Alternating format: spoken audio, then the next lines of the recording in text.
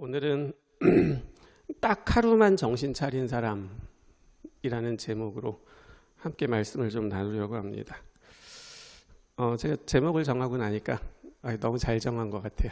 딱 하루만 정신 차린 사람. 그리고는 나도 딱 하루만 정신 차렸으면 좋겠다라는 그런 생각이 들더라고요.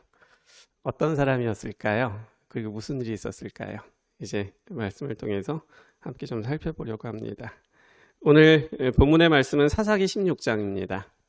사사기 16장에 있는 말씀 보시겠습니다. 구약성경 사사기 16장 21절입니다.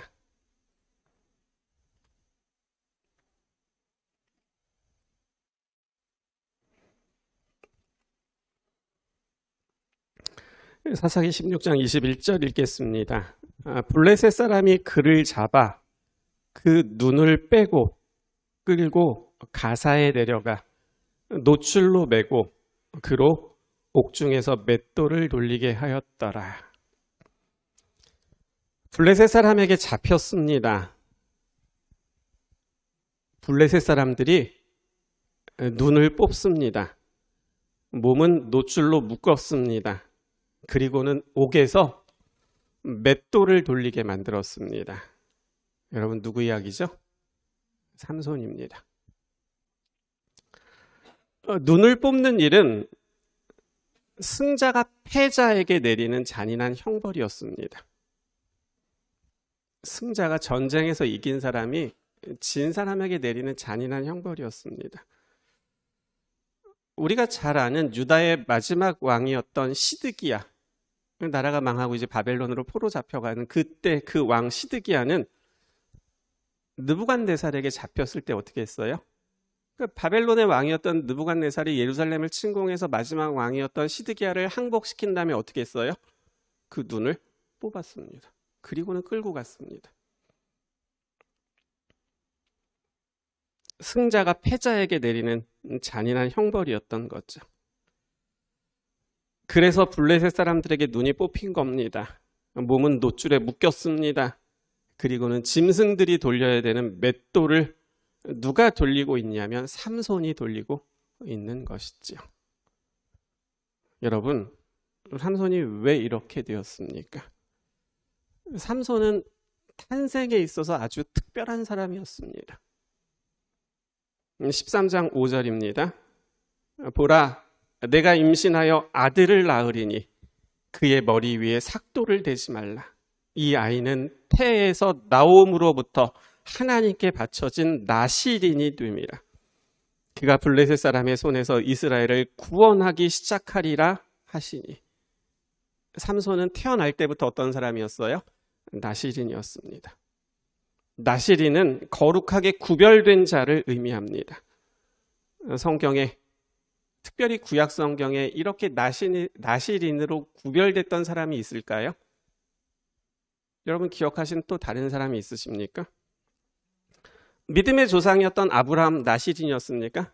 그렇지 않습니다. 다윗 아니었습니다. 하지만 삼손은 나실인이었습니다.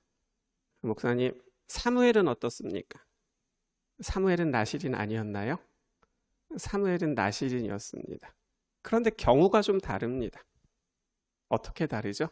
아이를 낳지 못했던 사무엘의 엄마가 한나가 기도하면서 아들을 주시면 제가 구별하여 바치겠나이다 라고 그래서 나실인이 된 겁니다. 그런데 삼손의 경우는 아직 태어나기도 전에 하나님께서 어떻게 하셨던 거예요? 먼저 선택하신 겁니다. 나실인이라고 하나님께서 먼저 지목해서 불러주셨던 것이죠. 하나님께서 먼저 구별하신 겁니다. 그렇기 때문에 구약 성경에 나오는 그렇게 수많은 사람들 가운데 하나님께서 먼저 지목하셔서 너는 나실인이다 말씀하셨던 사람은 삼손이 유일했습니다. 삼손만이 유일했다는 것이죠. 하나님께서는 그러면 삼손을 왜 나실인으로 구별하셨습니까? 우리가 읽은 13장 5절 말씀은 그가 블레셋 사람의 손에서 이스라엘을 구원해야 할 것이다 라고 말씀하셨습니다. 삼손을 나실인으로 구별하여 태어나게 하신 목적을 설명하고 있습니다. 블레셋 사람의 손에서 이스라엘을 어떻게 하시기 위해서요? 구원하시기 위함이었던 거죠. 블레셋 사람의 손에서 이스라엘을 구원하시겠다는 말의 의미는 뭘까요? 13장 1절입니다. 13장 1절입니다. 이스라엘 자손이 다시 여호와의 목전에 악을 행하였으므로 여호와께서 그들을 40년 동안 블레셋 사람의 손에 넘겨주시니라. 블레셋 사람들이 이스라엘 백성들을 몇 년 동안요? 40년 동안 괴롭게 하고 있었습니다. 40년은, 여러분 40년은 어떤 세월이죠? 아주 긴 세월입니다. 어떤 사람에게는 평생입니다. 제가 이렇게 쭉 살펴보니까 40이 다 넘으셨네요. 예, 누군가에게는 평생의 시간인 것이죠. 그래서 하나님은 그렇게 40년 동안 블레셋으로부터 고통당하고 있었던 이스라엘 백성들을 구원하시기 위해서 삼손을 선택하셨고 태어나게 하셨던 겁니다. 구별만 하지 않으셨습니다. 구원자로서의 사명을 주셨고 그 사명을 감당할 수 있는 무엇을 주셨어요? 힘을 주셨습니다. 능력을 주셨죠. 14장 6절 여호와의 영이 삼손에게 강하게 임하니 그가 손에 아무것도 없이 그 사자를 염소 새끼를 찢는 것 같이 찢었으나, 그죠? 어린 염소 새끼 찢는 것처럼 사자를 찢었다는 겁니다. 14장 19절입니다. 여호와의 영이 삼손에게 임하심에 삼손이 아스글론에 내려가서 그곳 사람 30명을 쳐 죽이고 노력하여. 하나님께서 그에게 힘을 주셔서 삼손은 정말 사람이 상상할 수 없을 정도의 힘을 가지고 활동할 수 있었던 것이죠. 15장에 보면 여우 300마리를 잡습니다. 또 15장에 보면 나귀의 턱뼈 하나로 1000명과 싸워서 이깁니다. 믿기 어려운 이 모든 힘은 타고난 것이 아니었습니다.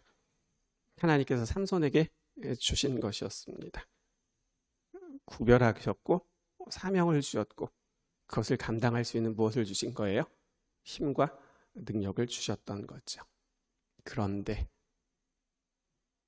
그렇게 하나님께로부터 부름을 받고 사명을 받고 힘과 능력까지 받았던 그런 삼손이 어떻게 된 거예요?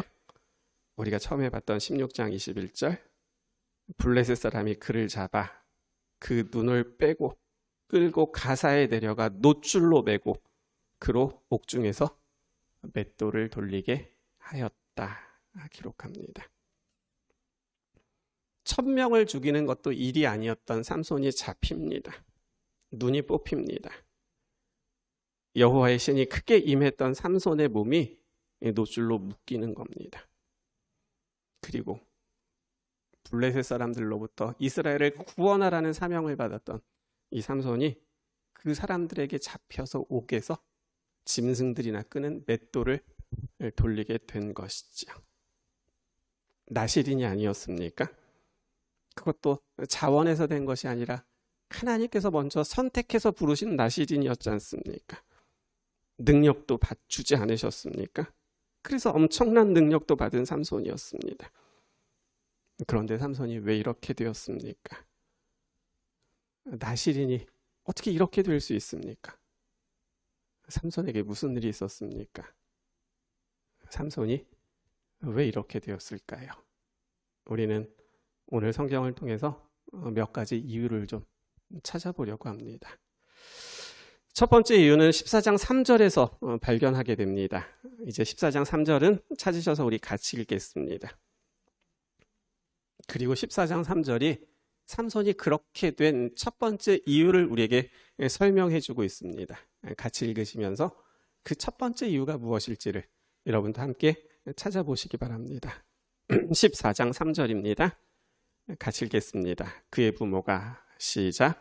그의 부모가 그에게 이르되 내 형제들의 딸들 중에나 내 백성 중에 어찌 여자가 없어서 내가 할례 받지 아니한 블레셋 사람에게 가서 아내를 맞으려 하느냐 하니 삼손이 그의 아버지에게 이르되 내가 그 여자를 좋아하오니 나를 위하여 그 여자를 데려오소서 하니라. 여러분, 첫 번째 이유가 무엇일까요? 우리가 주목할 부분은 내가 그 여자를 좋아하오니라는 부분입니다. 삼손이 여자를 좋아한 것이 문제가 되었을까요? 남자가 여자 좋아하는 것이 문제가 되지 않습니다. 뭐 남자가 여자 좋아하는 게 뭐가 문제입니까? 여자 좋아하는 게 문제라면 지금 여자 옆에 앉아 계신 분들은 다 문제 아니겠습니까? 그렇죠? 3살짜리 주한이도 문제더라고요. 걔도 보면 남자한테 잘 안 가고 여자한테만 잘 가더라고요. 걔도 문제인가요? 그렇지 않습니다. 그럼 이방 여자를 좋아한 것이 문제입니까? 그렇지도 않습니다. 모세의 아내는 십보라였습니다. 아브라함이 이스마엘을 누구를 통해서 낳아요?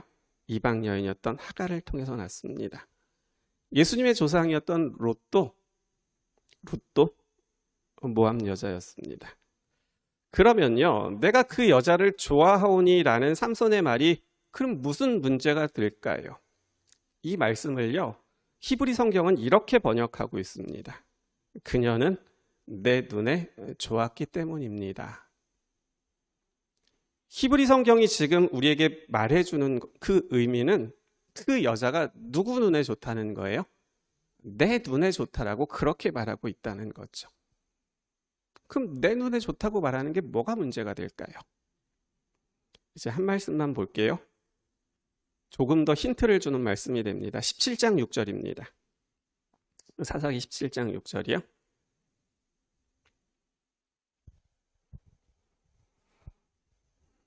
사사기 17장 6절 이 말씀도 같이 읽겠습니다. 그때에는 시작. 그때에는 이스라엘에 왕이 없었으므로 사람마다 자기 소견에 옳은 대로 행하였더라. 이 말씀을 영어 성경 킹 제임스 버전은 사람마다 자기 눈에 옳은 것을 행하였다라고 번역하고 있고요.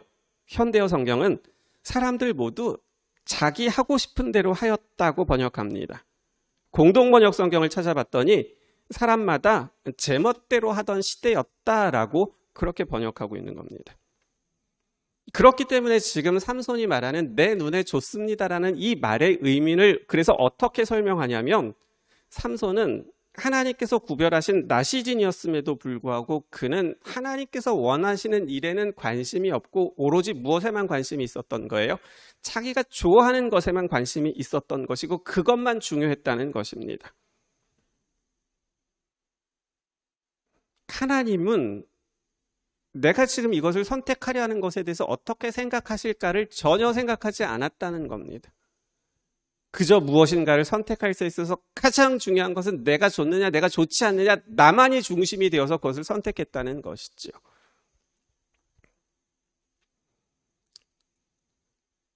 삼손도 자기 스타일이 있었을 겁니다. 왜 안 그렇겠습니까? 하지만 삼손이 자신의 눈에 좋은 것이 아니라 그러면 정말 이 선택을 하나님께서도 좋아하실까? 아마 그가 그렇게 한 번 더 생각했더라면 삼손의 이야기는 많이 달라졌을 것입니다. 그런데 성경이 말하는 삼손은 그렇게 생각하지 않았습니다. 자기 눈에 좋은 것이 더 중요했던 사람이었습니다. 삼손에게 있어서 나시진이었음에도 불구하고 하나님의 뜻은 전혀 고려되지 않았었다라는 것이죠. 예수님이라면 어떻게 하셨을까라는 책이 있습니다.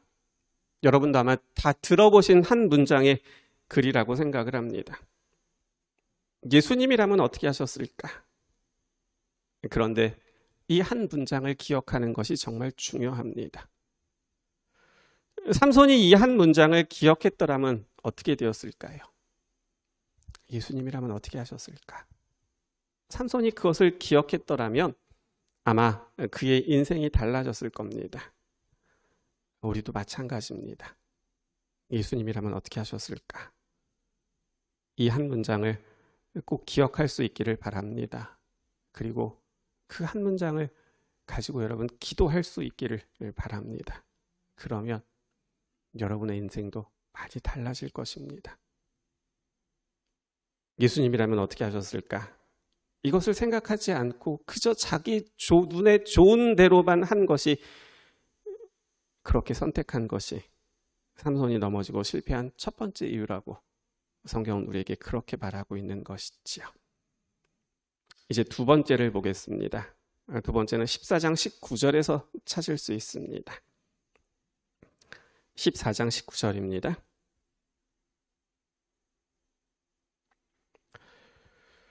여호와의 영이 삼손에게 갑자기 임하심에 삼손이 아스글론에 내려가서 그곳 사람 30명을 쳐 죽이고 노략하여 수수께끼 푼 자들에게 옷을 주고 심히 노하여 그의 아버지의 집으로 올라갔다라고 기록하고 있습니다. 삼손이 아스글론으로 내려갔습니다. 그리고 30명을 쳐 죽입니다. 그리고 옷을 가지고 옵니다. 그리고 자기가 수수께끼를 냈었잖아요. 풀문 옷을 주겠다고 했잖아요. 그 사람들에게 옷을 나누어주는 이야기를 기록하고 있습니다. 그러면 우리가 읽은 19절 말씀은 삼손이 넘어지고 실패한 무엇을 우리에게 두 번째 이유로 가르쳐주고 있습니까? 뭐죠? 19절이 우리에게 말해주고 있는 삼손이 넘어지고 실패한 두 번째 이유는 하나님께서 삼손에게 주셨던 그 능력, 그 은사를 어떻게 하고 있는 거예요? 거룩하게 사용하지 않고 사소한 것에 허비하고 있었다라는 것입니다. 하나님께서 삼손에게 힘을 주신 것은 그냥 원하는 대로, 기분대로 사람을 죽이고 그렇게 하라고 주신 것이 아닌데, 지금 삼손은 하나님께서 주신 그 달란트를 어떻게 사용하고 있는 거예요? 사소한 것에 낭비하고 있었다라는 것이지요. 아시는 것처럼 하나님께서 삼손에게 임하셔서 능력을 주셨던 것은 그 능력으로 이스라엘을 구원하시기 위함이었습니다. 그런데 삼손은 하나님께서 자기에게 주셨던 그런 능력의 은사들을 아주 사소한 것에 낭비하고 있었던 겁니다. 하나님은 우리에게도 달란트를 주셨습니다. 모든 사람들이 다 하나님께로부터 달란트를 받았죠. 여러분들도 하나님께서 여러분에게 주신 달란트를 가지고 있습니다. 어떤 사람들은 많은 달란트를 가지고 있지만 나는 정말 받은 것이 없다고 생각할 수 있습니다. 그러면 하나님께서 누군가에는 주시고 나에게는 하나도 주지 않으셨을까요? 그렇지 않습니다. 실물교훈에는 이렇게 기록하고 있습니다. 하나님께서 가장 귀하게 보시는 달란트는 땡땡이다. 두 글자거든요. 하나님께서 가장 귀하게 보시는 달란트는 땡땡이다. 이 두 글자는 뭘까요? 혹시 기억하고 있으신 분 계신가요? 하나님께서 가장 귀하게 보시는 달란트는 두 글자입니다. 무엇일까요? 그게 나한테 있을까요? 없을까요? 하나님께서 귀하게 보시는 건 나는 없는 것 같다. 나는 좀 하나님께서 사소하게 보시는 것만 갖고 있지. 하나님께서 귀하게 여기시는 건 아무리 생각해도 나에게는 없다. 혹 그렇게 생각되십니까? 근데 정답을 들으시면 그게 아니라는 것을 아시게 될 겁니다. 하나님께서 가장 귀하게 보시는 달란트는 무엇일까요? 그것은 시간입니다. 그것은 시간입니다. 이렇게 말씀하고 있습니다. 시간의 가치는 헤아릴 수 없다. 그리스도께서는 매분 초의 시간을 귀히 여기셨으므로 우리도 시간을 그와 같이 귀하게 여겨야 한다. 헛되이 보내기에는 인생이 너무 짧다. 우리가 영생을 위하여 준비할 은혜의 기간은 그리 많이 남아있지 않다.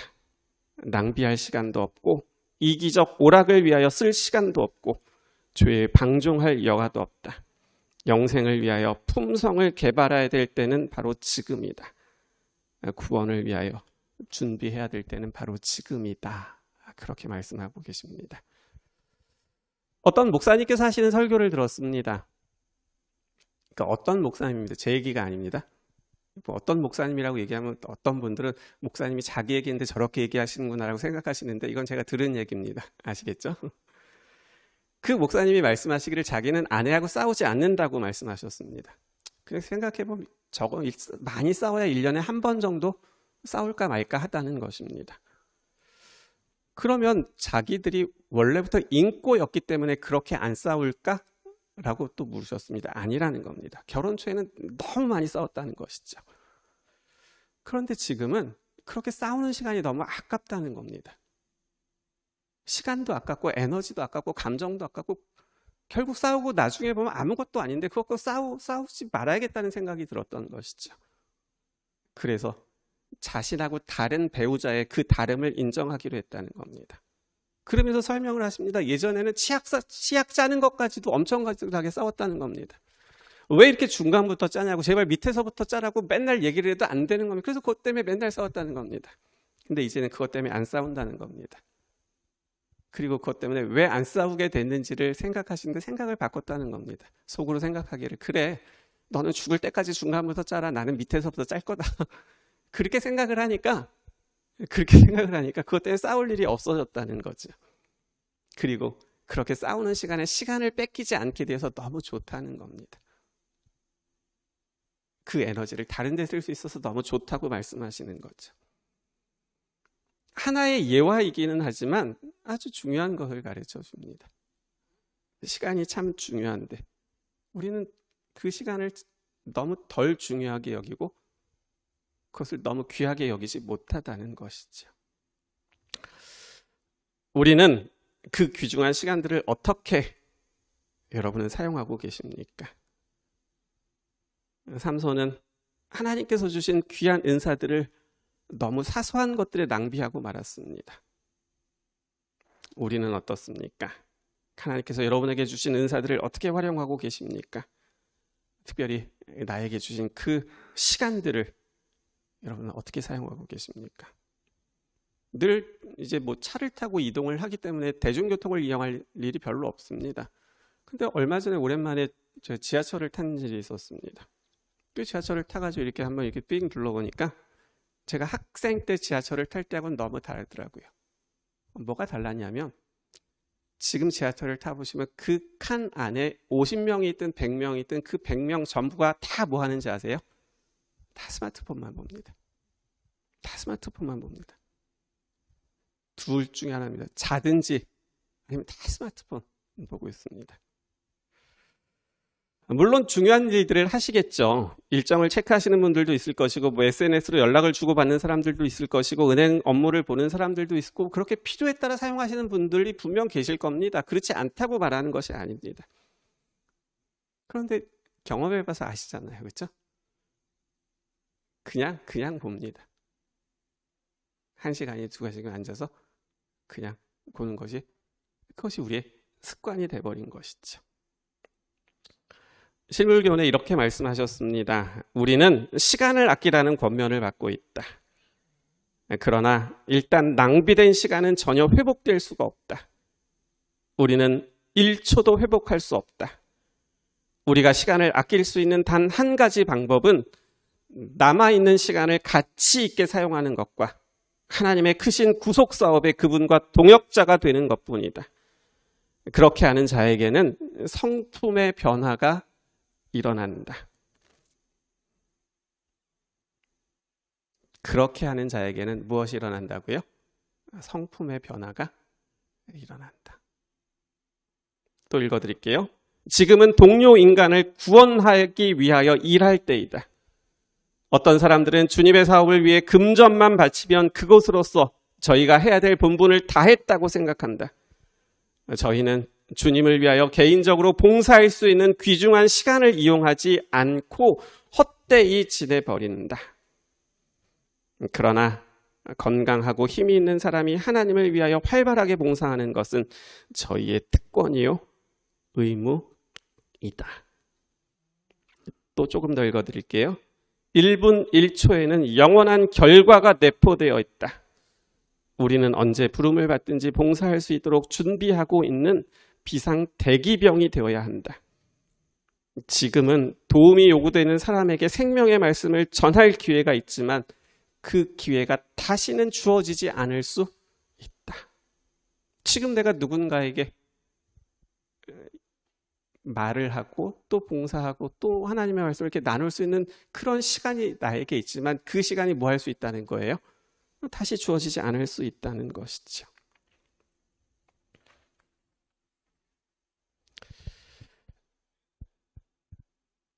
기억해야 될 말씀을 우리에게 주고 있습니다. 낭비한 시간을 회복할 수 없습니다. 엎질러진 물을 담을 수 없는 것과 똑같습니다. 하지만 뭐 할 수 있는 거예요? 회복할 수 있습니다. 그것은 우리에게 지금 주어진 시간을 가치 있게 활용하는 것입니다. 그리고 모든 일에 여러분들이 그 시간에 하나님과 함께 하기를 기도하는 겁니다. 그러면 무엇도 일어난다는 거예요? 성품의 변화도 일어나게 될 것이라고 약속하신 것이죠. 하나님께서 우리에게도 주신 달란트들이 있습니다. 받은 달란트들을 여러분은 어떻게 사용하고 계십니까? 꼭 의미 있게 생각해 보시기를 바랍니다. 가장 중요한 달란트는 시간이라고 말씀하셨습니다. 그렇기 때문에 우리는 우리에게 주신 시간들을 내가 지금 어떻게 보내고 있는지를 좀 돌아봐야 되는 것이죠. 뭐 옛날 거 기억할 수 없습니다. 하지만 어제 그제는 기억할 수 있잖아요. 여러분 하루를 딱 선택하셔가지고 아침에 일어날 때부터 저녁 때까지 여러분이 시간을 어떻게 보내셨는지를 한번 적어보세요. 내가 몇 시에 일어나서 뭐 했고 쭉 적어보면 우리는 내게 주어진 시간을 내가 지금 어떻게 활용하면서 살아가고 있는지를 보게 될 겁니다. 그리고 여러분이 적으신 것을 가지고 한번 생각해보세요. 나에게 물어보시고 나는 지금 내게 주신 시간을 내가 지금 잘 사용하고 있는가? 정말 나는 주님의 뜻대로 활용하고 있는가? 그렇게 한번 적으시고 한번 물어보시면서 혹 나에게 주신 그 귀한 것들을 나는 그저 허비하면서 살아가고 있지는 않은지 좀 함께 생각해 보셨으면 좋겠습니다. 삼손은 자신에게 주어진 은사를 사소한 일에 낭비했습니다. 이것이 삼손이 넘어졌던 두 번째 이유로 성경은 설명하고 있는 것이죠. 이제 마지막 세 번째를 보겠습니다. 16장 4절입니다. 16장 4절입니다. 16장 4절은 세 번째 이유를 설명하고 있습니다. 같이 읽어볼까요? 이후에 시작. 이후에 삼손이 소래골짜기에 드릴라라 이름하는 여인을 사랑하매라고 기록하고 있습니다. 삼손이 넘어지고 실패한 세 번째 이유를 설명합니다. 드릴라를 사랑한 것일까요? 그렇지 않습니다. 그것도 답일 수 있지만 더 좋은 답이 있습니다. 근데 사실 4절만 봐서는 그것을 한 번에 찾아내기가 쉽지 않습니다. 그렇기 때문에 다른 말씀들을 몇 개 더 보면 14장 1절 삼손이 딥나에 내려가서 거기서 블레셋 사람의 딸들 중에서 한 여자를 보고 기록하고 있고요. 16장에서는 가사에 가서 한 기생을 보고 그에게 들어갔더라 그렇게 기록하고 있습니다. 지금 짧게 읽어드린 이 말씀들에는 공통점이 있습니다. 그것은 무엇인가 하면 삼손이 여자를 좋아했다는 겁니다. 그리고 그것이 삼손의 약점이었습니다. 삼손의 약점은 여자였습니다. 그런데 삼손은 그런 자신의 약점과 뭐 하지 않았냐면 그런 자신의 약점을 알고도 자신의 약점과 싸우지 않았습니다. 방치했던 것이죠. 이것이 삼손이 넘어진 세 번째 이유였습니다. 그래서 드릴라는 삼손이 사랑했던 여자이기도 했지만 삼손의 약점이 무엇인지를 보여주는 여자였습니다. 그런데 삼손은 자신의 약점이 무엇인지를 가장 잘 보여준 드릴라를 여전히 자기의 눈에 보이는 대로 사랑만 했지 그 약점과 싸우지 않고 방치했다는 것입니다. 예수님의 제자 가운데 우레의 아들이라는 별명을 가진 사람이 있었습니다. 기억하시나요? 누구죠? 요한이었습니다. 오만했습니다. 자신을 찾습니다. 야망과 혈기가 충만했습니다. 격분했습니다. 예수님을 따라서 복음을 전하는데 사람들이 받아들이지 않으면 하늘에서 불이 내려와서 저 사람들을 다 죽여버렸으면 좋겠다고 말할 정도의 사람이었습니다. 복수심이 불탔습니다. 기회가 있으면 그것을 꼭 갚아야만 하는 사람이었습니다. 그래서 우레의 아들이었습니다. 그런데 예수님 곁에 있으면서 그것이 자신의 결점이라는 약점이라는 것을 깨달았습니다. 그리고 성화된 생애라는 책에 보면 요한은 그런 자신의 약점과 뭐 했어요? 끊임없이 싸웠습니다. 요한은 깨달은 자신의 약점을 가지고 끊임없이 뭐 했어요? 싸웠습니다. 그래서 우레의 아들이었던 요한을 지금 우리는 여전히 우레의 아들로 기억하는 것이 아니라 어떻게 기억하고 있어요? 사랑의 사도로 기억하고 있습니다.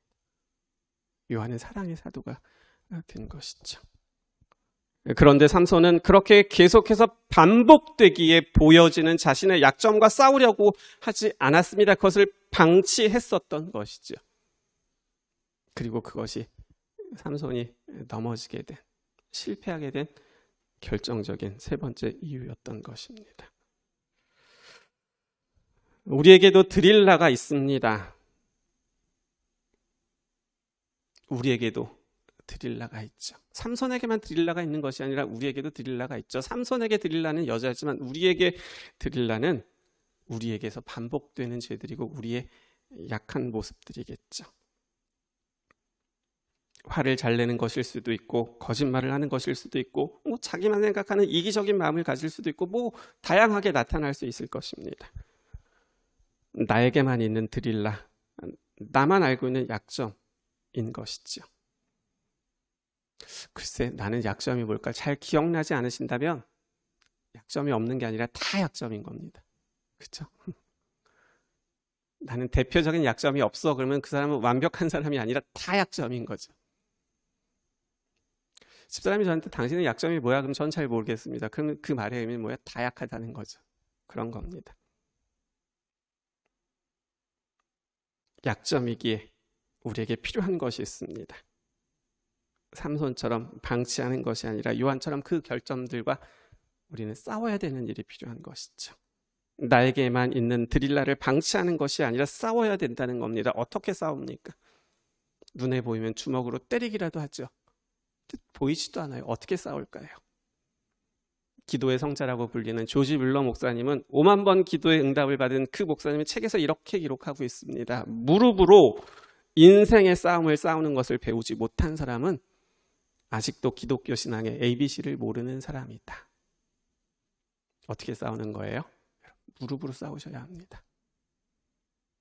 무릎으로 싸우시는 겁니다. 내가 가지고 있는 그 약점은 무릎으로 싸우셔야 되는 거죠. 기도로 싸워야 되는 겁니다. 그런데 삼손은 자신의 약점을 가지고 무릎 꿇지 않았습니다. 기도로 씨름하지 않았던 것이지요. 우리에게는 가장 약한 것은 무엇일까요? 우리에게도 혹 방치되고 있는 드릴라는 있지 않은가요? 여러분 혹 기억나는 것이 있다면 이제는 그것을 여러분의 무릎으로 씨름하고 싸우게 되시기를 바랍니다. 그러면 하나님께서 우레의 아들을 사랑의 사도로 그렇게 바꾸어 주셨던 것처럼, 그래서 그에게 품성의 변화가 일어났던 것처럼 그런 변화가 우리에게도 일어날 것을 약속하고 계신 것이죠. 삼손에 대해서 이렇게 살펴보다 보니 궁금한 것이 생겼습니다. 여러분은 궁금한 거 없으신가요? 전 뭐 이렇게 하다 보면 궁금한 게 꼭 하나씩 생기더라고요. 하나님은 삼손이 이렇게 넘어지고 실패할 것을 아셨을까 모르셨을까라는 것입니다. 나시든으로 이렇게 구별하셔도, 능력을 주셔도, 사명을 주셔도 그 여자 치마폭에 쌓여서 여기 가도 여자, 저기 가도 여자, 저기 가도 여자 하면서 그렇게 살 것을 아셨을까요? 모르셨을까요? 아셨죠. 눈이 뽑힐 것을 아셨어요? 모르셨어요? 아셨죠. 맷돌을 돌릴 걸 아셨어요? 모르셨어요? 아셨죠. 그렇게 넘어지고 실패할 것을 아셨습니다. 거룩한 은사를 낭비할 것도 아셨습니다. 여자 꽁무니만 쫓아다닐 것도 아셨습니다. 자신의 약점과 싸우지 않을 것도 아셨습니다. 그런데도 하나님은 삼손을 뭐 하셨던 거예요? 그런데도 삼손을 나시든으로 구별하셨다는 것이죠. 왜 그렇게 하셨을까요? 바로 여기에 은혜가 있는 것입니다. 이제 오늘 마지막 성경절 보시겠습니다. 16장입니다. 28절부터 30절입니다.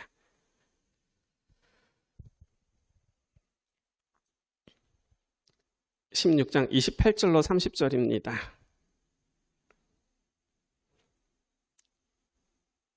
삼손이 이 말씀은 같이 읽겠습니다. 28절부터 30절입니다. 삼손이 같이 읽습니다. 시작. 삼손이 여호와께 부르짖어 이르되 주 여호와여 구하옵나니 나를 생각하옵소서.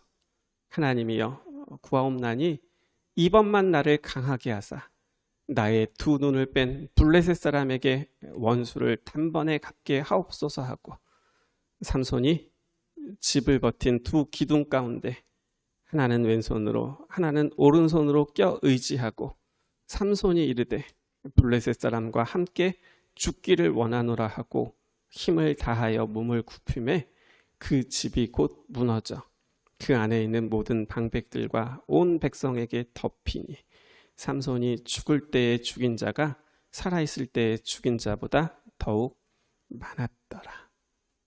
눈이 뽑혔어요. 그리고 몸이 사슬로 묶였어요. 그리고는 맷돌을 돌리면서 깨닫습니다. 그리고 기도합니다. 하나님, 구하옵나니 나를 생각하옵소서. 하나님, 구하옵나니 이번만 나를 강하게 하사. 이번만 나를 강하게 하사. 제가 평생의 시간을 다 그렇게 허비해버리고 말았지만 이번만큼은, 오늘만큼은 하나님께서 저에게 주신 그 사명을 이룰 수 있게 도와주세요라고 기도합니다. 삼손이 드린 마지막 기도였습니다. 평생을 허비하고는 마지막 날 하루 정신 차렸던 겁니다. 그런데 하나님께서 그 기도에 어떻게 하셨어요? 응답하셨습니다. 그 사명을 이룰 수 있도록 도와주셨던 것이지요. 하나님은 깨닫고 드리는 이 한 번의 마지막 기도를 위하여 삼손을 나시린으로 구별하셨던 겁니다. 그리고 결국은 하나님께로부터 받은 그 사명을 삼손이 이룰 수 있도록 그 기도에 응답하심으로 도와주셨던 것이지요. 사람들은 삼손하면 고개를 절레절레 흔듭니다. 삼손하면 힘이 셌던 사람으로 기억합니다. 여자 공무니만 쫓아다녔던 사람으로 기억합니다. 그게 사실이잖아요. 그렇게 살았습니다. 평생을 그렇게 살았습니다. 그런데 하나님은 그런 삼손을 외면하지 않으셨습니다. 그리고는 끝까지 기다려주셨습니다. 그리고는 그가 드렸던 그 마지막 기도에 응답해 주셨습니다. 삼손에게만 있었던 연약함이고 우리에게는 이런 연약함이 없을까요? 없으면 좋겠습니다. 그런데 그렇지가 못하더라고요. 우리도요. 생각해 보면 예수님께서 원하시는 것은 둘째고 늘 내가 먼저입니다. 받은 은사들 당연히 내 것으로 생각합니다. 내 능력으로, 내 힘으로 했다고 생각을 합니다.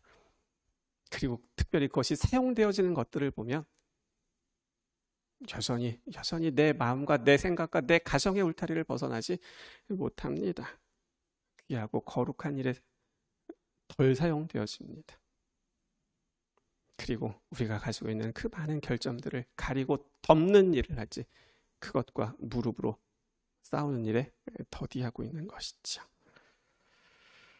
그런데요, 하나님은요, 우리가 그렇게 살아가도 우리가 가지고 있는 드릴라와 싸우지 않고 방치하고 여전히 나만 생각하는 그런 삶을 살아가도 하나님은 우리에게서 절대로 뭐하지 않으신다는 거예요. 고개를 돌리지 않으신다는 겁니다. 그리고 깨닫고 드리는 그 마지막 기도에 응답하시기 위하여 주님께서는 오늘도 기다리고 계시다라는 것이죠. 이것이 오늘 넘어진 삼손의 이야기를 통해서 우리에게 들려주시는 약속입니다. 하나님은 우리의 연약함 때문에 그분의 고개를 돌리지 않으실 겁니다. 그분께서는 우리를 끝까지 기다려 주실 겁니다. 그리고 깨닫고 드리는 그 기도에 뭐 하실 거예요? 응답하실 겁니다. 삼손이 오늘 우리에게 이렇게 이야기합니다. 여러분, 지금에서야 하는 말이지만 제가 만약에 예수님이라면 어떻게 하셨을까? 이 한 문장을 기억했더라면 저의 이야기는 너무 달라졌을 겁니다. 삼손이 얘기하는 겁니다. 그렇죠? 제가 삼손처럼 생기진 않았지만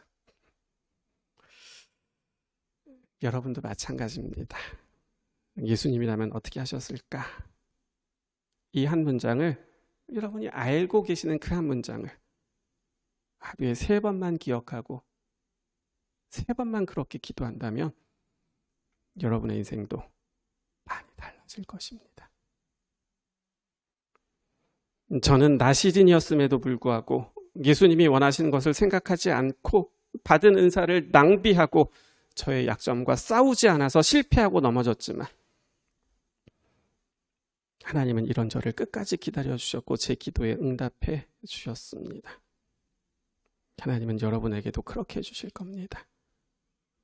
하지만 오늘 저의 실패한 이야기를 들으셨으니 여러분은 여러분의 인생에서 마지막에 깨닫는 것이 아니라 오늘부터 깨닫고 기도하는 삶을 사시기를 바랍니다.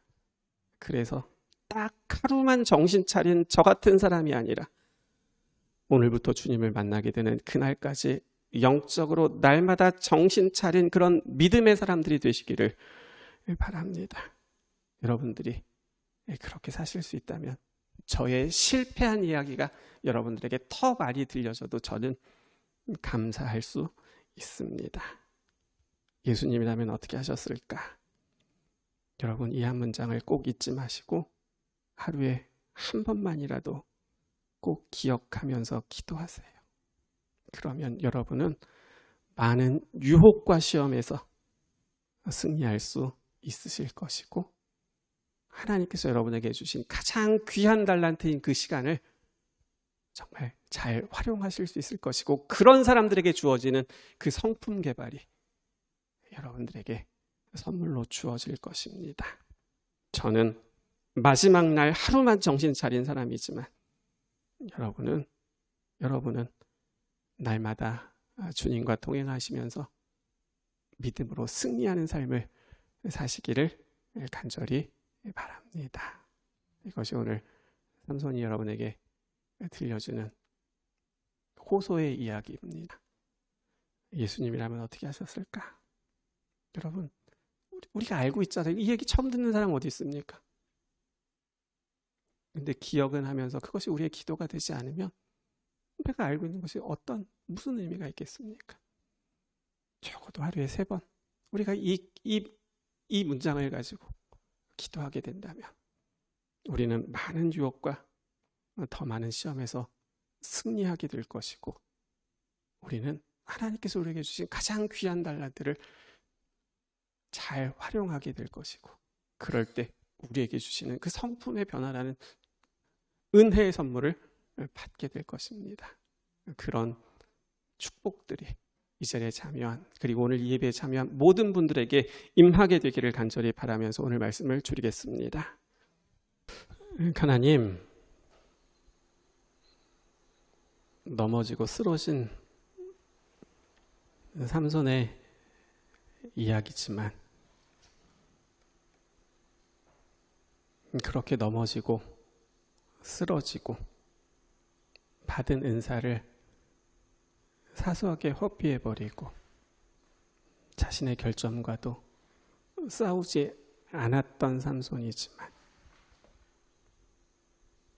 그래서 오늘 우리의 모습과 어쩌면 너무 똑같은 삼손이고 우리지만 성경은 그런 삼손을 하나님은 고개 돌리지 않으시고 끝까지 기다리시고 그 마지막 기도에 정말 기쁘게 응답하셨다라고 기록하고 있습니다. 삼손이 우리에게 이야기합니다. 여러분, 저는 딱 하루만 정신 차린 사람이었지만 저의 넘어진 이야기를 통하여 여러분들은 딱 하루가 아니라 오늘부터 영적으로 그렇게 정신 차린 믿음의 사람들이 되기를 바랍니다. 라고 그 이야기를 우리에게 들려주고 있는 것이지요. 하나님, 그저 옛날 성경에 기록된 한 사람의 이야기가 아니라 오늘 우리에게 필요한 이야기임을 저희들 깨닫게 도와주시고, 오늘 나에게 필요한 것이 무엇인지를 기억할 수 있는, 그래서 나만을 위하여 살아가는 것이 아니라 내게 주신 것을 거룩하고 귀하게 사용할 수 있는, 그리고 여전히 내가 가지고 있으면서도 해결하지 못하는 우리의 부족한 부분들을 가지고 무릎으로 싸울 수 있는, 그럴 때 하나님께서 우리에게 주시는 그 은혜들을 이제는 받을 수 있는, 그래서 나 같은 사람에게서도 성품 변화가 일어나는 것을 보게 되는, 그래서 지금껏 상처만 줬던 가장 가까운 사람들에게 상처가 아니라 이제는 내 안에 갖게 된 사랑을 나눠줄 수 있는, 이 자리에 머리 숙인 우리 모두 될 수 있도록 하나님 도와주시옵소서. 우리의 삶에 그런 하나님의 은혜가 있게 하시고, 우리의 가정에 그런 하나님의 은혜가 있게 하시고, 내가 만나는 모든 사람들에게 이제는 결심하고 달라지려고 무릎으로 싸우려고 하는 우리들을 통하여 많은 사람들에게 은혜가 전달될 수 있도록 하나님 도와주시기를 예수님의 이름으로 간절히 기도드립니다. 아멘.